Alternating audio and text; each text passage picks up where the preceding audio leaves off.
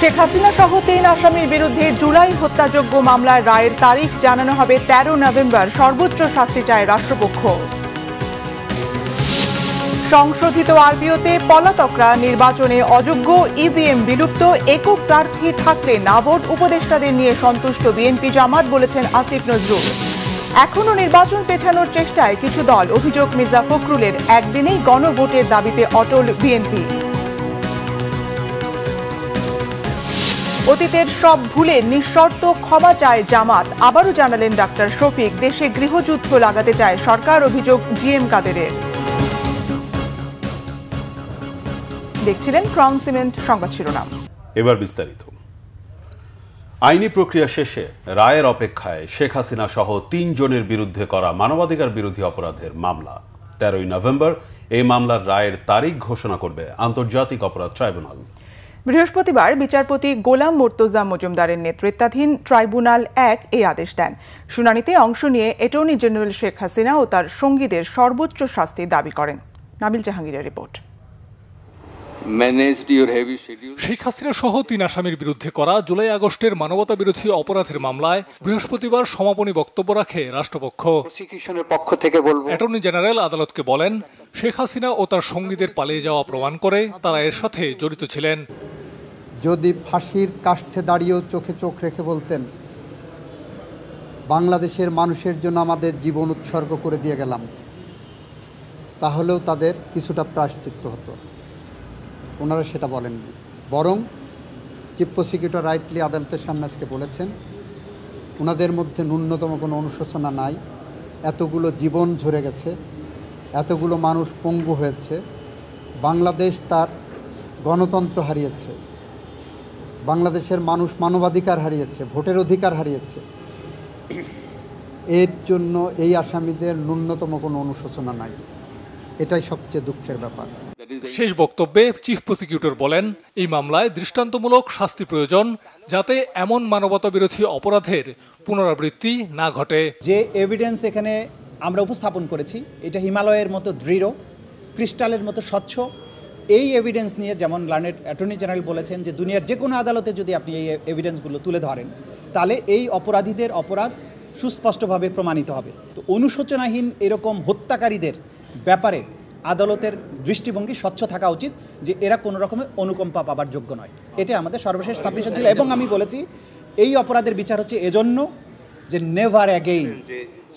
জবাবে রাষ্ট্রনিযুক্ত শেখ হাসিনার আইনজীবী তাকে নির্দোষ দাবি করেন।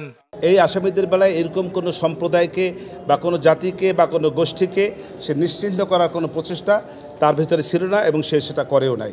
যে রাষ্ট্রপক্ষ সন্দেহাতীতভাবে আমার আসামি সাবেক প্রধানমন্ত্রী শেখ হাসিনা এবং সাবেক স্বরাষ্ট্রমন্ত্রী আসাদুজ্জামান খান কামাল, তাদের বিরুদ্ধে মামলা প্রমাণ করতে সক্ষম হন নাই। জুলাই আগস্টের প্রথম মামলা হিসেবে শেখ হাসিনা সহ ৩ জনের বিরুদ্ধে করা মামলাটির আইনি কার্যক্রম শেষ হলো। জুলাইয়ের ১৪০০ শহীদ ন্যায় বিচার পাবেন কিনা সেটি জানতে এখন আর কিছুদিনের অপেক্ষা। নাবিল জাহাঙ্গীর, বাংলা ভিশন, ঢাকা। পলাতক থাকা ব্যক্তিরা নির্বাচনে অংশ নিতে পারবে না, ইভিএম বিলুপ্ত এবং সংসদীয় এলাকায় একক প্রার্থী থাকলে না ভোটের বিধান যুক্ত করে গণপ্রতিনিধিত্ব আদেশ আরপিওর সংশোধনের চূড়ান্ত অনুমোদন দিয়েছে উপদেষ্টা পরিষদ। প্রধান উপদেষ্টা প্রফেসর মোহাম্মদ ইউনূসের সভাপতিত্বে সভায় এ অনুমোদন দেয়া হয়। আইন উপদেষ্টা আসিফ নজরুলের বিশ্বাস, বর্তমান উপদেষ্টা পরিষদ নিয়ে সন্তুষ্ট বিএনপি ও জামাত। রিপোর্ট সৈয়দ আব্দুল মুহিতের। প্রধান উপদেষ্টা ডক্টর মোহাম্মদ ইউনূসের সভাপতিত্বে উপদেষ্টা পরিষদের বৈঠকে 10টি এজেন্ডা নিয়ে আলোচনা হয়। এর মধ্যে বাংলাদেশ শ্রম আইন সংশোধন আদেশ ও গণপ্রতিনিধিত্ব আদেশ চূড়ান্ত অনুমোদন দেয় উপদেষ্টা পরিষদ। এছাড়া বৈঠকে প্রস্তাবিত সুপ্রিম কোর্ট সচিবালয় আইন, দুদক আইন ও জুলাই স্মৃতি জাদুঘর আইন নীতিগত অনুমোদন পায়। পরে ফরেন সার্ভিস একাডেমিতে ব্রিফিংয়ে আইন উপদেষ্টা আসিফ নজরুল জানান, বেশ কয়েকটি সংশোধনী সহ গণপ্রতিনিধিত্ব অধ্যাদেশ পাশ করেছে উপদেষ্টা পরিষদ। ইভিএম রিলেটেড যে বিধান ছিল সেগুলি বিলুপ্ত করা হয়েছে। পলাতক ব্যক্তি যারা থাকবে, বিভিন্ন মামলাতে পলাতক ব্যক্তিরা ইলেকশন করতে পারবে না, সেটা ইনক্লুড করা হয়েছে। আর যারা ইলেকশন করবেন তাদের এফিডেভিটের মাধ্যমে দেশি বিদেশি সোর্স থেকে যত আয় আছে, সম্পত্তি আছে, সমস্ত কিছুর বিবরণ দেওয়া হবে। দিতে হবে। সংসদীয় এলাকাতে একজন প্রার্থী থাকবে, শুধুমাত্র সেখানে না ভোট হবে একজন প্রার্থী। আমরা চাই না বিনা প্রতিদ্বন্দ্বিতা কেউ ইলেক্টেড হয়ে যাক। এক প্রশ্নের জবাবে আইন উপদেষ্টা জানান, রাজনৈতিক কৌশলের অংশ হিসেবে উপদেষ্টার পরিবর্তনের বিষয়টি উপস্থাপন করেছে দলগুলো। ওনারা কিছুদিন পর পর এই ধরনের কথা বলেন, কিন্তু আমাদের সবার সাথে ওনাদের এত আন্তরিক সম্পর্ক, আপনি যদি দেখতেন আপনারা অবাক হয়ে যেতেন। তা আমরা মনে করি এটা হয়তো রাজনৈতিক কৌশলের অংশ, বা হয়তো জেনুইন কনসার্ন আছে। বিএনপি, জামাত, এনসিপি মানে তখনকার ছাত্র নেতারা, প্রত্যেকের ব্যাপারে ওনাদের সম্মতি ছিল, এটুকু আমি জানি। এবং আমি যখন ওনাদের সাথে কথা বলি তখন মনে হয় আমাদের কার্যক্রমে ওনারা খুবই খুশি আছেন। অ্যাটলিস্ট বিএনপি আর জামাতকে মনে হয় খুবই খুশি আছেন মনে হয়। তারপর মাঝে মাঝে এই ধরনের দাবি করেন, তো আমরা এটা নিয়ে বিচলিত না। আমরা আমাদের দায়িত্ব শেষ করে যত তাড়াতাড়ি যেতে পারি বাঁচব। বিমানবন্দরের কার্গোর আগুনের ঘটনা তদন্তে ফরেনসিক করতে স্কটল্যান্ড ইয়ার্ড, তুরস্ক, অস্ট্রেলিয়া, চীনের সহযোগিতা চাওয়া হয়েছে। এই ফায়ারটা কিভাবে ঘটলো এটার কারণ নির্ণয়ের জন্য আমরা অলরেডি স্কটল্যান্ড ইয়ার্ড, আপনি স্কটল্যান্ড ইয়ার্ড জানেন যে ব্রিটেনের পুলিশ বাহিনী, স্কটল্যান্ড ইয়ার্ড, তারপরে অস্ট্রেলিয়া, চায়না, টার্কিশ গভর্নমেন্টের সাথে আমরা অ্যাপ্রোচ করেছি এবং তারা তাদের কাছ থেকে আমরা অ্যাপ্রোচ করেছি যাতে এটা একটা ফরেনসিক করা যায়, যাতে এটার আগুনটা কিভাবে ঘটলো সেটা নির্ণয় করার জন্য। দুর্নীতি দমন কমিশন আইনে সংস্থাটির ক্ষমতা আরও বাড়ানো হয়েছে। এক্ষেত্রে দুদকের অভ্যন্তরীণ জবাবদিহিতা নিশ্চিত করতে তাগিদ দেওয়া হয়েছে বলে জানান আইন উপদেষ্টা। সৈয়দ আব্দুল মুহিত, বাংলা ভিশন, ঢাকা। বিএনপি মহাসচিব মির্জা ফখরুল ইসলাম আলমগীর বলেছেন, হতাশার সাথে তিনি দেখেন নির্বাচন যেন পিছিয়ে যায় না হয় সেই অপচেষ্টা চালাচ্ছে কোনো রাজনৈতিক দল। এটা অত্যন্ত দুঃখজনক। এদিকে দলের স্থায়ী কমিটির সদস্য সালাউদ্দিন আহমেদ বলেছেন, যতই সংস্কার হোক সবচেয়ে বেশি দরকার মানসিক সংস্কার, নইলে কোনো সংস্কার কাজে আসবে না। আহমেদ সরারের রিপোর্ট। বৃহস্পতিবার রাজধানীর ডিপ্লোমা ইঞ্জিনিয়ার্স ইনস্টিটিউটে শহীদ রাষ্ট্রপতি জিয়াউর রহমানের কর্মময় জীবনের উপর সংকলিত গ্রন্থ মহাকালের মহানায়কের মোড়ক উন্মোচন করা হয়। এতে বিএনপি মহাসচিব বলেন, মানুষকে আকর্ষণ করার অসাধারণ ক্ষমতা ছিল শহীদ জিয়ার। জাতি গঠনে তিনি কাজ করেছেন, তাকে মুছে ফেলতে চেয়েছিল আওয়ামী লীগ। তিনি বলেন, যাকে ইতিহাস ধারণ করে শাসক গোষ্ঠী চাইলেও তাকে মুছতে পারে না। বিএনপি মহাসচিব বলেন, আজকে এমন একটি সময় পার করছেন যখন ফ্যাসিস্টের পাল্লায় পড়ে সবকিছু তছনছ হয়ে গেছে। কিন্তু হতাশার সঙ্গে লক্ষ্য করি যে কোন রাজনৈতিক দল নির্বাচন যেন পিছিয়ে যায়, নির্বাচন যেন সঠিক সময় না হয় তার চেষ্টা করছেন। এটা ঠিক হচ্ছে না, কারণ এখন যেটা দরকার অতি দ্রুত নির্বাচনের মাধ্যমে একটা রাজনৈতিক সরকার দরকার। এমনভাবে কথা বলা হয় যে বিএনপি একটা বিরোহীন, কিছু লোক বলার চেষ্টা করেন। আমি বিস্মিত হই। বাংলাদেশে যা কিছু ভালো হয়েছে সব বিএনপির হাত দিয়ে হয়েছে, জিয়াউর রহমানের হাত দিয়ে হয়েছে এবং দেশের খালেদা জিয়ার হাত দিয়ে হয়েছে। এদিকে জাতীয় প্রেস ক্লাবে 24 বাংলাদেশে তারুণ্যের ভাবনায় শিক্ষা ও কর্মসংস্থান বিষয়ে এক সেমিনারে বিএনপি স্থায়ী কমিটির সদস্য সালাউদ্দিন আহমেদ বলেন, 24 গণ অভ্যুত্থানের প্রধান শিক্ষা হচ্ছে পরিবর্তন। রাষ্ট্র কোনো আবেগ দিয়ে চলে না, রাষ্ট্র চলে আইন কানুন ও বিধিবিধান দিয়ে। দুটি রাজনৈতিক দল ছাড়া বাকি সবাই রাজনৈতিক দল এই বিষয়ে একমত হয়েছে এবং তারা সনদে স্বাক্ষরও করেছে। একটা রাজনৈতিক দল এখন স্বাক্ষর করার জন্য সুযোগ খুঁজছে এবং তাদের কিছু দাবি দেওয়া আছে, হয়তো তাদের দাবি দেওয়ার বিষয়ে একটা যৌক্তিক সমাধানও আসবে। আমরা ঐকমত্য কমিশনে আইনি সংস্কার, সাংবিধানিক সংস্কার নিয়ে কথা বলছি। যত সংস্কারই আমরা করি না কেন, জাতীয় ভিত্তিতে যদি আমাদের মানসিক সংস্কার না হয়, সেই আইনি ভিত্তিকে আমরা বাস্তব রূপ দিতে পারবো না। সালাউদ্দিন আহমেদ বলেন, জনগণ রায় দিলে কাগজে আদেশ প্রজ্ঞাপন খুব একটা গুরুত্ব বহন করে না। আহমেদ সরওয়ার, বাংলা ভিশন, ঢাকা। গত 3টি বিতর্কিত নির্বাচনে যারা দায়িত্ব পালন করেছে, আগামী নির্বাচনে তাদের দায়িত্ব পালন করতে না দিতে নির্বাচন কমিশনকে অনুরোধ জানিয়েছে বিএনপি। জাতীয় নির্বাচনের দিনে গণভোট অনুষ্ঠানের দাবিও জানায় দলটি। বৃহস্পতিবার নির্বাচন কমিশনের সাথে বৈঠক করে দলটির স্থায়ী কমিটির সদস্য ডক্টর আব্দুল মঈন খানের নেতৃত্বে 3 সদস্যের প্রতিনিধি দল। বৈঠক শেষে তিনি জানান, আগামী জাতীয় নির্বাচন অনুষ্ঠানে প্রায় 10 লাখ লোক নিয়োগ করতে হবে নির্বাচন কমিশনকে। এই বিপুল সংখ্যক জনবল নির্বাচন কমিশনে নেই উল্লেখ করে মঈন খান বলেন, এই লোকবল বিভিন্ন সেক্টর থেকে হায়ার করতে হবে। সেক্ষেত্রে বিতর্কিতদের বাদ দিয়ে লোকবল নেয়ার দাবি জানিয়েছে বিএনপি। তবে স্কুল কলেজের শিক্ষকরা যারা হুমকির মুখে পড়ে কারচুপিতে জড়িত হয়েছেন তাদের বিষয়ে বিএনপির অবস্থান ভিন্ন। স্থানীয় প্রশাসন ও আওয়ামী লীগের চাপে তারা অন্যায়ের সহযোগী হয়েছেন বলে মনে করেন তিনি। মঈন খান বলেন, শিক্ষকদের বাদ দিয়ে নির্বাচনী কর্মযজ্ঞ সমাপ্ত করা অসম্ভব। আগামী নির্বাচনে কাদের সাথে জোটবদ্ধ হবে বিএনপি সে বিষয়ে এখনো সিদ্ধান্ত হয়নি বলেও জানান তিনি। স্বৈরাচার বিরোধী আন্দোলনে ভূমিকা রাখা যে কোনো দলের জন্য দরজা খোলা বলেও জানান বিএনপির এই নেতা। বিগত 17 বছরে আমরা দেখেছি যে এই দেশের প্রশাসনিক বিভাগকে রাজনৈতিকভাবে মোটিভেটেড করে বিগত 2014, 18 এবং 24-এর যে 3টি নির্বাচন আপনারা দেখেছেন, সেই নির্বাচনগুলো নির্বাচনের নামে কি হয়েছে? প্রহসন হয়েছে। কাদের দ্বারা হয়েছিল? এই যে যারা নির্বাচনের দিন যারা সরকারি কর্মকর্তা হয়েও যারা নির্বাচন কমিশনের পক্ষে নির্বাচন পরিচালনা করেছিল তাদের কারণে হয়েছিল। নির্বাচনকে ঘিরে যে কোনো অপশক্তি রুখতে প্রস্তুত পুলিশ। নিষিদ্ধ সংগঠন কোনো ধরনের বিশৃঙ্খলার চেষ্টা করলে কঠোরভাবে দমন করা হবে জানিয়েছেন Dhaka metropolitan police commissioner Sheikh Mohammad Sajjad Ali. দুপুরে রাজধানীর একটি অভিজাত হোটেলে ঢাকা রোড ট্রাফিক সেফটি প্রজেক্টের সেমিনারে তিনি এই তথ্য জানান। ডিএমপি কমিশনার বলেন, নিষিদ্ধ সংগঠন বিচ্ছিন্নভাবে মিছিল করে সামাজিক মাধ্যমে আপলোড দিচ্ছে, বাস্তবে তার কোনো ভিত্তি নেই। সন্ত্রাসীদের প্রতিদিনই গ্রেফতার করা হচ্ছে। নির্বাচনকে সামনে রেখে যারাই বিশৃঙ্খলা করার চেষ্টা করবে তাদের কঠোরভাবে দমনে প্রস্তুত পুলিশ। বলেন, নিষিদ্ধ ঘোষিত দল ককটেল বিস্ফোরণ নাশকতার চেষ্টা করছে। পুলিশ সর্বোচ্চ সতর্ক আছে যাতে কোনো রাষ্ট্রবিরোধী কর্মকাণ্ড না ঘটে। কমিশনার বলেন, দেশের ট্রাফিক ব্যবস্থা পুলিশের একার পক্ষে উন্নয়ন করা সম্ভব নয়। সড়ক ব্যবস্থাপনা ও ফুটপাত ব্যবস্থাপনা সহ সংশ্লিষ্ট সব প্রতিষ্ঠানের সদিচ্ছা থাকলে ট্রাফিক ব্যবস্থাপনার উন্নয়ন সম্ভব বলে মত তার। পোলিং সেন্টারগুলোকে কী করে সিকিউর করতে হবে, ইভেন শুধু ট্রেনিং না, আমি সকল সময় সব প্রোগ্রামে সব জায়গায় আমার অফিসারদের বলতেছি 100% নিরপেক্ষতা বজায় রাখতে। নিষিদ্ধ ঘোষিত দল তারা ককটেল মারতেছে, নাশকতা করার চেষ্টা করতেছে, এই শহরে নানা ধরনের মিছিল করার চেষ্টা করতেছে। আমাদের অনেক অ্যারেস্টও আছে এবং গত রাত্রেও এক জায়গায় বোধহয় ককটেল মারছে।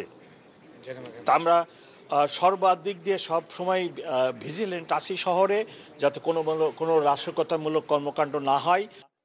তো নির্বাচন সেই অর্থে বাংলাদেশ জামায়াতে ইসলামী 1947 সাল থেকে শুরু করে 2025 সালের 22 অক্টোবর পর্যন্ত যত ভুল করেছে তার জন্য নিঃশর্ত ক্ষমা চেয়েছেন দলটির আমির ডক্টর শফিকুর রহমান।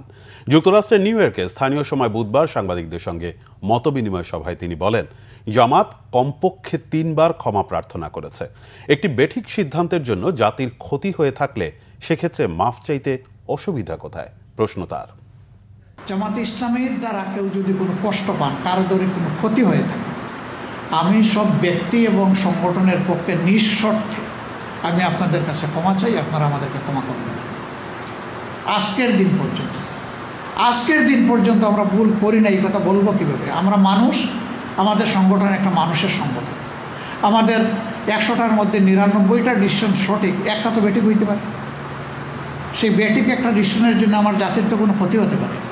তাহলে সেই ক্ষেত্রে আমার কোনো ডিসিশনে জাতির ক্ষতি হলে আমার মাপ চাইতে অসুবিধা হতে থাকে। এখন মাপ চাওয়ার পরে বলে যে এই ল্যাঙ্গুয়েজ চাইলে হবে না, ওই ল্যাঙ্গুয়েজে চাইতে হবে। আরে বাবা, এই আরেকজন বিনা শর্তে মাপ চাইলাম, কোনো শর্তও দিলাম না, তারপর আর বাকি থাকলো কোনটা, এটা তো বুঝি না। দেশে একটা গৃহযুদ্ধ বাঁধানোর এজেন্ডা নিয়ে বর্তমান সরকার কাজ করছে বলে অভিযোগ করেছেন জাতীয় পার্টির চেয়ারম্যান জি.এম. কাদের। বলেন, আওয়ামী লীগ ও জাতীয় পার্টি ছাড়া কোনো নির্বাচন হতে পারে না। বৃহস্পতিবার রাজধানীর কাকরাইলে দলের কেন্দ্রীয় কার্যালয়ের সামনে উপজেলা দিবস উপলক্ষে আলোচনা সভায় জাতীয় পার্টির চেয়ারম্যান বলেন, সরকারের নিরপেক্ষ নির্বাচন করার সক্ষমতা নেই। অন্তর্বর্তীকালীন সরকার একটি দলের পক্ষপাতদুষ্ট, তারা নিরপেক্ষ নয়। বর্তমান সরকারের পদত্যাগ ও নতুন করে তত্ত্বাবধায়ক সরকার গঠনের দাবি জানান তিনি। বলেন, বাংলাদেশের ইতিহাসে এত খারাপ পরিস্থিতি আগে হয়নি, দেশের অবস্থা নাজুক হচ্ছে। তৃতীয় বৃহত্তম দল হওয়ার উদ্দেশ্যে জামাত ও কিছু দল জাতীয় পার্টিকে নির্বাচনের বাইরে রাখার রাখার ষড়যন্ত্র করছে, কিন্তু আওয়ামী লীগ আর জাতীয় পার্টি ছাড়া কোনো নির্বাচন হতে পারে না। সরকার পাতানো নির্বাচনের দিকে এগোচ্ছে বলেও মনে করেন জাতীয় পার্টির চেয়ারম্যান। বাংলাদেশ দুর্ভিক্ষের দিকে যাচ্ছে, আর একটি বড় কাজ এখন এই বর্তমান সরকার করতে সক্ষম হচ্ছে, সেটা হলো দেশকে একটা গৃহযুদ্ধ বাঁধিয়ে দেওয়া। ওইটা ওনাদের এখন একটা এজেন্ডা বলে আমার মনে হচ্ছে, কারণ সামনের দিকে গৃহযুদ্ধ হবে, তারপরে দুর্ভিক্ষ তো আছেই, দেশের মানুষ সব মরবে, দেশের মানুষ অশান্তিতে থাকবে। এমন একটা অশান্তির পরিবেশ দেশে সৃষ্টি করা হয়েছে, বাংলাদেশের কোনো মানুষের মধ্যে শান্তি নাই, সকলে অশান্তিতে। জুলাই সনদ বাস্তবায়নের পরিপূর্ণ নিশ্চয়তা ছাড়া জাতীয় নাগরিক পার্টি সনদে স্বাক্ষর করবে না বলে আবারও জানিয়েছেন দলের সদস্য সচিব আক্তার হোসেন। বিকেলে গণতান্ত্রিক ছাত্র সংসদের সমন্বয় সভায় কথা বলেন তিনি। এই সনদ যেন জুলাই ঘোষণাপত্রের মতো জাতির সঙ্গে প্রতারণায় পরিণত না হয়, সেজন্য সনদে এনসিপি কোনো ছাড় দেবে না বলেও জানান দলের এই শীর্ষ নেতা। বলেন, রাজনৈতিক দলগুলো এখনও গণতান্ত্রিক রাজনীতির বিপরীতে ক্ষমতা কক্ষিগত করার রাজনীতি করতে চায়। ভবিষ্যতে যে কোনো সংকট মোকাবেলায় ছাত্র সমাজকে প্রস্তুত থাকার আহ্বান জানান আক্তার হোসেন। সমন্বয় সভায় গণতান্ত্রিক ছাত্র সংসদকে জাতীয় নাগরিক পার্টির ছাত্র সংগঠন জাতীয় ছাত্র শক্তি হিসেবে রূপান্তরের ঘোষণা দেয়া হয়। জাতীয় যুব শক্তির আহ্বায়ক কমিটি দেওয়া শুরু হয়েছে এবং আমরা বিশ্বাস করি আমাদের ছাত্র সংসদ পুনর্গঠন করে অল্প কিছুদিনের মধ্যেই বাংলাদেশের প্রত্যেকটি জেলা মহানগর থেকে শুরু করে ওয়ার্ড পর্যন্ত আমরা আমাদের আহ্বায়ক কমিটি পাবো। আমাদের জাতীয় পর্যায়ে যে সংস্কার কার্যক্রম নিয়ে মানুষের একটা জন আকাঙ্ক্ষা তৈরি হয়েছিল, আমরা দেখেছি রাজনৈতিক দলগুলো, আমাদের যে কনভেনশনাল পলিটিক্যাল পার্টি, তারা সেখানে বাধা হয়ে দাঁড়িয়েছে। জাতীয় নাগরিক পার্টি যদি মনে করত শুধুমাত্র জুলাই সনদের স্বাক্ষরের মধ্য দিয়েই বাংলাদেশের গণতান্ত্রিক ব্যবস্থার উন্নয়ন সম্ভব হবে, জুলাই সনদের বাস্তবায়ন নিশ্চিত হবে, তাহলে গত তারিখেই আমরা সেই স্বাক্ষর অনুষ্ঠানে অংশগ্রহণ করতে পারতাম। আমাদেরকে শর্তের কথা বলা হয়েছে, কিন্তু আমরা জানি একবার স্বাক্ষর হয়ে গেলে এটাকে 90-এর 3 জোটের রূপরেখার মতো ব্যর্থ একটা সনদে পরিণত করার মতো চক্রান্ত করে বাংলাদেশকে আবারও ফেসিবাদী কায়দায় ফিরিয়ে নিয়ে যাওয়ার নানা ধরনের অপশক্তি বাংলাদেশে বিদ্যমান রয়েছে। বর্তমান অন্তর্বর্তী সরকারের সময় বাংলাদেশে চীনই সবচেয়ে বড় বিনিয়োগকারী বলে দাবি করেছেন দেশটির রাষ্ট্রদূত ইয়াওয়েন। তিনি বলেন, এই সময়ে বাংলাদেশে 80 কোটি মার্কিন ডলার বিনিয়োগ করছে তার দেশ। বাংলাদেশের টেক্সটাইল শিল্পে সবুজ রূপান্তর ও টেকসই প্রযুক্তির ব্যবহার নিশ্চিতে চীন একসঙ্গে কাজ করবে বলেও জানান তিনি। রিপোর্ট ইমরুল কায়েসের। বসুন্ধরা আন্তর্জাতিক কনভেনশন সিটিতে বাংলাদেশ চীন গ্রিন টেক্সটাইল এক্সপো 2025-এর উদ্বোধন করেন চীনের রাষ্ট্রদূত ইয়াওয়েন। উদ্বোধনী অনুষ্ঠানে রাষ্ট্রদূত বলেন, সবুজ শিল্পায়ন ও পরিবেশ বান্ধব পোশাক উৎপাদনের ভবিষ্যৎ নিয়ে এই মেলা দুদেশের মধ্যে সহযোগিতার দ্বার খুলে দিয়েছে। এই কার্যক্রমকে বাংলাদেশ চীন অর্থনৈতিক সহযোগিতার ক্ষেত্রে নতুন মাইল ফলক হিসেবে বর্ণনা করেন তিনি। টানা 15 বছর ধরে বাংলাদেশের বৃহত্তম বাণিজ্যিক অংশীদার চীন। দ্বিপক্ষীয় বাণিজ্য 24 বিলিয়ন মার্কিন ডলারের বেশি। গত বছরের আগস্ট থেকে 20টির বেশি চীনা কোম্পানি বাংলাদেশের সাথে বিনিয়োগ চুক্তি করেছে, যার বিনিয়োগের পরিমাণ 80 কোটি মার্কিন ডলারের বেশি। অন্তর্বর্তী সরকার গঠনের পর থেকে চীন সবচেয়ে বড় বিনিয়োগকারী। রাষ্ট্রদূত বলেন, আন্তর্জাতিক বাণিজ্য প্রতিযোগিতায় বাংলাদেশের সক্ষমতা বাড়াতে চীন প্রযুক্তি ও অন্যান্য সহায়তা অব্যাহত রাখবে।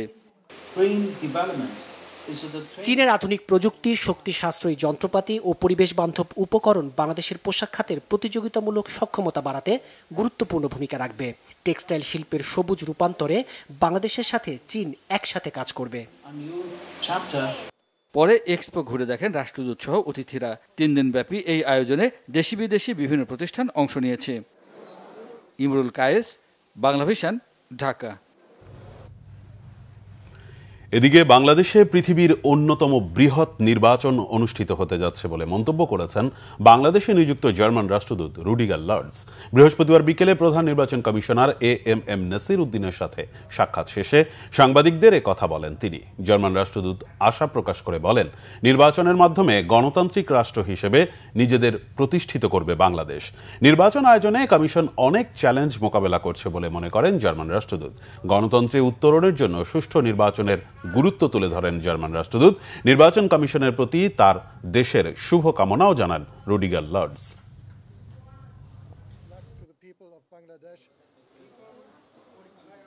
Have the biggest democratic election in the world. The biggest democratic election in the world. It's more than 127 million people allowed to vote, to express their democratic will.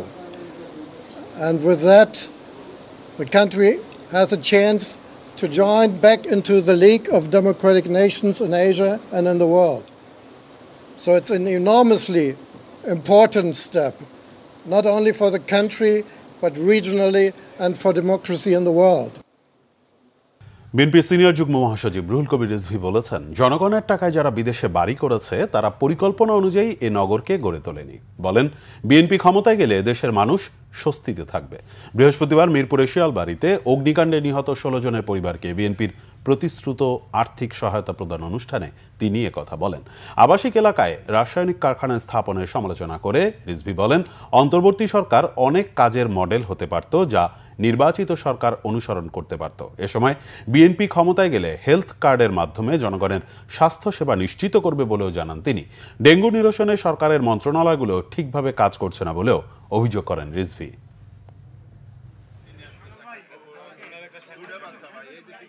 কিছু কিছু কাজের একটা নির্দেশনা বা এক ধরনের উদ্যোগ যদি তারা রেখে যেতেন, তাহলে এটা পরবর্তীতে যারাই ক্ষমতায় আসুক জনগণের শুভেচ্ছা নিয়ে বা জনগণের ইচ্ছায় ম্যান্ডেট দিয়ে যারা আসতেন তাদের কাছে ওই মডেল অনুযায়ী কাজ করার সুবিধা।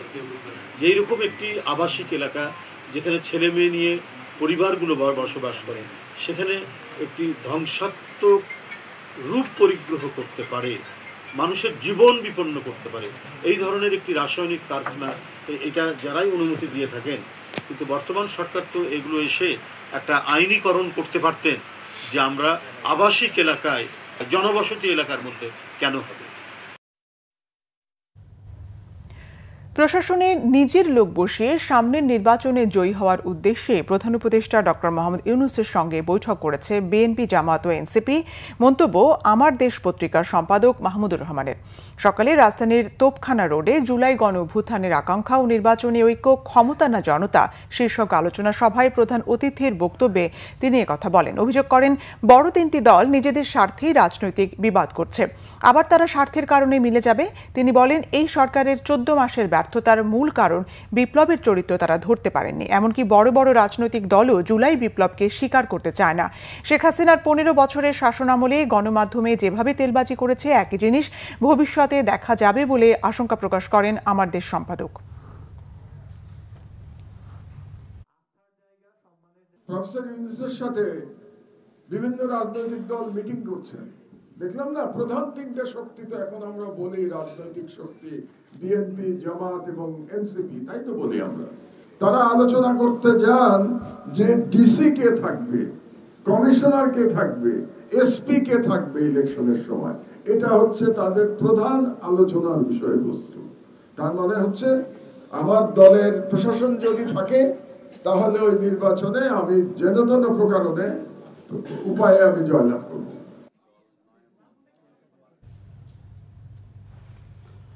পাসপোর্ট নিতে গিয়ে দুর্নীতির মামলায় নিম্ন আদালতে গ্রেফতার হয়েছেন ফার ইস্ট ইসলামী লাইফ ইন্স্যুরেন্স কোম্পানি লিমিটেডের সাবেক চেয়ারম্যান মোহাম্মদ নজরুল ইসলাম। বৃহস্পতিবার দুপুরে দুর্নীতি দমন কমিশন দুদকের একটি দল মহানগর দায়রা জজ আদালত প্রাঙ্গণ থেকে তাকে গ্রেফতার করে। এরপর অর্থ আত্মসাতের মামলায় আদালতের কাছে 7 দিনের রিমান্ড আবেদন চাওয়া হয়। পরে শুনানি শেষে 5 দিনের রিমান্ড মঞ্জুর করেন ঢাকা মহানগর জ্যেষ্ঠ বিশেষ জজ সাব্বির ফয়েজ।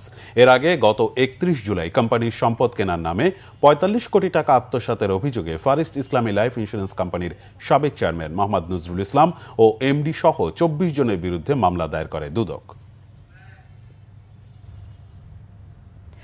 সাংবাদিক দম্পতি সাগর সরোয়ার ও মেহেরুন রুনি হত্যার তদন্ত প্রতিবেদন দাখিল করতে উচ্চ পর্যায়ের টাস্ক ফোর্স কমিটিকে শেষবারের মতো 6 মাসের সময় দিয়েছেন হাইকোর্ট। বৃহস্পতিবার বিচারপতি ফাতেমা নাজিব ও বিচারপতি ফাতেমা আনোয়ারের হাইকোর্ট বেঞ্চ এই আদেশ দেন। এর আগে গত 22 এপ্রিল আলোচিত সাংবাদিক দম্পতি সাগর সরোয়ার ও মেহেরুন রুনি হত্যার তদন্ত প্রতিবেদন দাখিল করতে 6 মাস সময় দিয়েছিল হাইকোর্ট। সাংবাদিক দম্পতি সাগর সরোয়ার ও মেহেরুন রুনি হত্যার ঘটনায় করা মামলার তদন্ত প্রতিবেদন দাখিলের জন্য পর্যন্ত 113 বার সময় বাড়ানো হয়েছে। 2012 সালের 11 ফেব্রুয়ারি রাতে রাজধানীর পশ্চিম রাজাবাজারে সাংবাদিক দম্পতি, মাছরাঙা টেলিভিশনের বার্তা সম্পাদক সাগর সরোয়ার এবং এটিএন বাংলার জ্যেষ্ঠ প্রতিবেদক মেহেরুন রুনি তাদের ভাড়া বাসায় নির্মমভাবে খুন হন।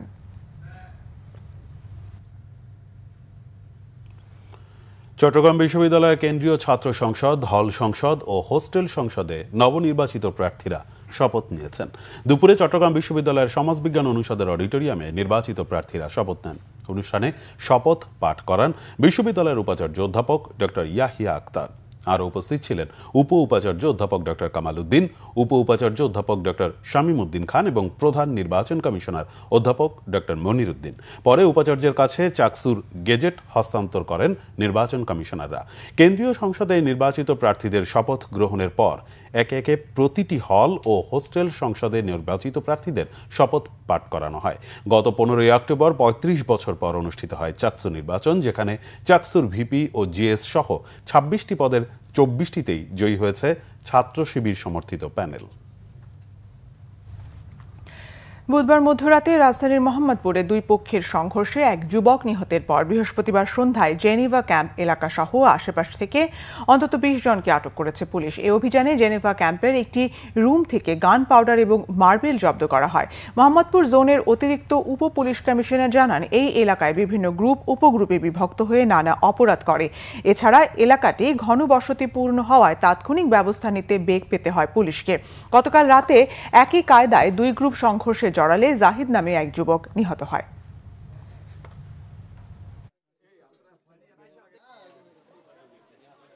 আমরা বেশ কয়েকটা বাসায় অভিযান করেছি যেগুলোতে মাদক বিক্রি হয়। এর আগে সেগুলো পুলিশ থেকে জব্দ করা হয়েছিল যাতে কেউ নতুন করে যে আবার এই জায়গাগুলোতে মাদক বিক্রি করতে না পারে।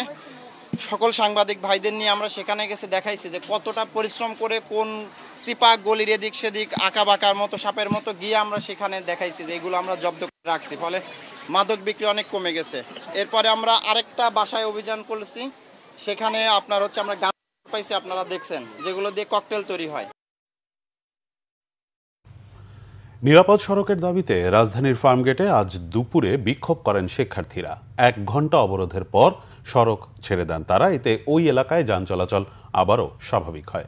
ট্রাক চাপায় মাদ্রাসার শিক্ষার্থী নিহতের ঘটনায় জড়িতদের বিচার দাবি এবং নিরাপদ সড়কের জন্য আন্দোলনরত শিক্ষার্থীদের সন্ত্রাসী আখ্যা দেওয়ায় প্রশাসনের লোকদের প্রকাশ্যে ক্ষমা চাওয়ার দাবিও তাদের। দুপুর 12:15টার দিকে ফার্মগেট মোড় অবরোধ করেন তারা। এতে ওই এলাকায় যান চলাচল বন্ধ হয়ে যায়। পরে দুপুর 1:30টার দিকে মূল সড়ক ছেড়ে রাস্তার পাশে অবস্থান নেন তারা। এ সময় যান চলাচল স্বাভাবিক হয়। শিক্ষার্থীদের দাবি, বুধবার প্রশাসনের লোকেরা তাদের সন্ত্রাসী আখ্যা দিয়েছে। এই ঘটনার প্রতিবাদে এবং প্রশাসনের লোকদের ক্ষমা চাওয়ার দাবি তাদের। এর আগে মঙ্গলবার লরির চাপায় রাজধানীর ফার্মগেটে সরকারি বিজ্ঞান কলেজের সামনে সড়কে সিফাত নামে মাদ্রাসার এক শিক্ষার্থী নিহত হন। তারপরই নিরাপদ সড়কের দাবি তোলেন শিক্ষার্থীরা। তাদের অবরোধের পরেই ফুটপাত থেকে অবৈধ দোকান উচ্ছেদে নামে পুলিশ।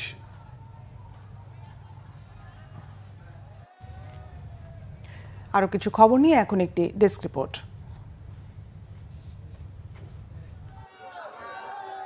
বিএনপির 31 দফার প্রচারপত্র বিতরণ করা হয়েছে চট্টগ্রামের ফটিকছড়িতে। বিকালে উপজেলার বিবিরহাট বাজারে এতে উপস্থিত ছিলেন বিএনপির তথ্য ও গবেষণা বিষয়ক সহ সম্পাদক কাদের গনি চৌধুরী। এই সময় তিনি বলেন, ফেব্রুয়ারি নির্বাচনে বিএনপিকে ভোট দিয়ে রাষ্ট্র ক্ষমতায় দায়িত্ব দেওয়া হলে প্রতিশ্রুতি অনুযায়ী 31 দফা বাস্তবায়ন করা হবে। বিএনপি রাষ্ট্র কাঠামোর মেরামতের 31 দফা বাস্তবায়নের লক্ষ্যে প্রশিক্ষণ কর্মশালা ও আলোচনা সভা হয়েছে নরসিংদীর রায়পুরায়। সন্ধ্যায় মরজাল হাই স্কুল মাঠে সভায় প্রধান অতিথি ছিলেন বিএনপির কেন্দ্রীয় কমিটি বিজ্ঞান ও প্রযুক্তি বিষয়ক সহ সম্পাদক ইঞ্জিনিয়ার আশরাফ উদ্দিন বকুল। 70 বছরের সাজা থেকে খালাস পেয়ে সংবাদ সম্মেলন করেছেন বিএনপির কেন্দ্রীয় প্রকাশনা বিষয়ক সম্পাদক হাবিবুল ইসলাম হাবিব। দুপুরে সাতক্ষীরায় একটি হোটেলের কনফারেন্স রুমে তিনি জানান, প্রতিহিংসার রাজনীতিতে বিশ্বাসী নন তিনি। বিএনপির কোনো মিছিল হয়েছে মাগুরার শালিখায়। বিকালে উপজেলার আরাপাড়া ডিগ্রি কলেজ মাঠ থেকে মিছিলটি প্রধান সড়কগুলো প্রদক্ষিণ করে। পরে দলীয় কার্যালয়ে এসে এক সংক্ষিপ্ত সমাবেশে প্রধান অতিথি ছিলেন ঢাকা দক্ষিণ যুব দলের সদস্য সচিব রবিউল ইসলাম নয়ন।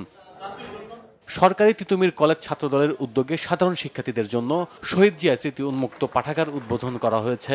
প্রধান অতিথি ছিলেন সরকারি তিতুমির কলেজের অধ্যক্ষ ডক্টর সদরুদ্দিন আহমেদ। শিক্ষার্থীদের বই পড়ার অভ্যাস গড়ে তোলার আহ্বান জানান তিতুমির কলেজের ছাত্রদলের যুগ্ম আহ্বায়ক রিমু হোসেন।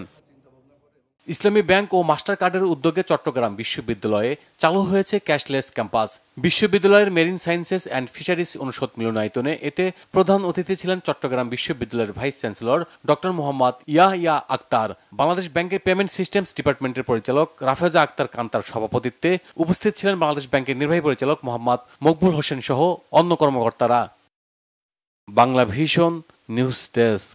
শেষ করব সংবাদ, তবে যাবার আগে ক্রাউন সিমেন্ট শিরোনামগুলো জানিয়ে দেবো আরেকবার। শেখ হাসিনা সহ 3 আসামির বিরুদ্ধে জুলাই হত্যাযজ্ঞ মামলার রায়ের তারিখ জানানো হবে 13ই নভেম্বর। সর্বোচ্চ শাস্তি চায় রাষ্ট্রপক্ষ।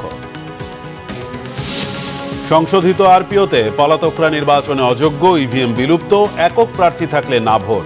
উপদেষ্টাদের নিয়ে সন্তুষ্ট বিএনপি জামাত, বলেছেন আসিফ নজরুল। এখনো নির্বাচন পেছানোর চেষ্টায় কিছু দল, অভিযোগ মির্জা ফখরুলের। একদিনেই গণভোটের দাবিতে অটল বিএনপি। অতীতের সব ভুলের নিঃশর্ত ক্ষমা চায় জামাত, আবারও জানালেন ডাক্তার শফিক। দেশে গৃহযুদ্ধ লাগাতে চায় সরকার, অভিযোগ জিএম কাদেরের। এই ছিল এখনকার মতো। পরের সংবাদ রাত 1টায় দেখার আমন্ত্রণ রইল। এতক্ষণ সঙ্গে থাকায় ধন্যবাদ। শুভরাত্রি। শুভরাত্রি।